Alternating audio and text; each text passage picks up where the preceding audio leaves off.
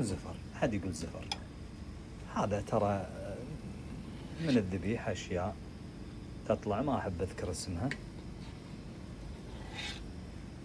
تشيلونها بعدين عاد تسكرون عليه نفس ما قلت لكم. طبعا هذا الحشو راح أسويه. نظفت الفقع الحين أحطه، تشوفون مر على الطبخة تقريبا نص ساعة، نص ساعة تقريبا. حطيت الفقع، أخلص اللحم بربع ساعة أحط الملح، خليه. آخر شيء الفلفل. ليش؟ عشان لا ينبط وياكم يصير حار العيش مع اللحم. الحين خلص وياي اللحم، بطلعه عشان بطلعه عشان بشخل العيش، بشخل الماي عشان أكب العيش. شخلت الماي وحطيت اللحم رديته مع الفقع. الحين أكب العيش وفرقع عدل، إذا احتاج ماي بحط ماي. الحين حطيت العيش، الماي عندي كذي. ليش؟ أبي لين شوي، أقدر أخليه نثري، أقصر عليه شوي، أقلل الماء. خلوه الحين على نار عالية، لما يدخل بيوت على قولتهم تطلع فتحات.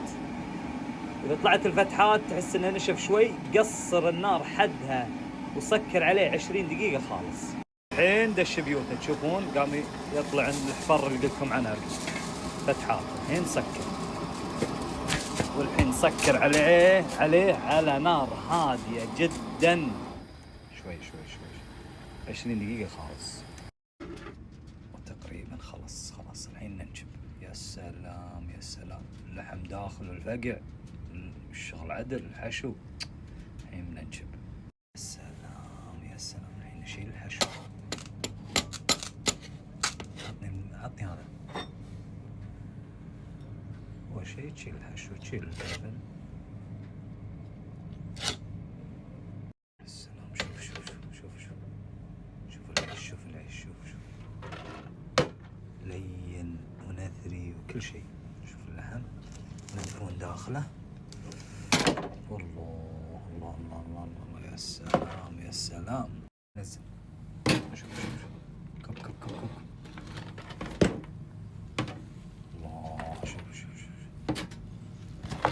يا سلام مع الفقع. الحين عاد نصفف عادل. تاخذ اللحم، يا سلام، مع فقع مع عيش. والله يا سلام.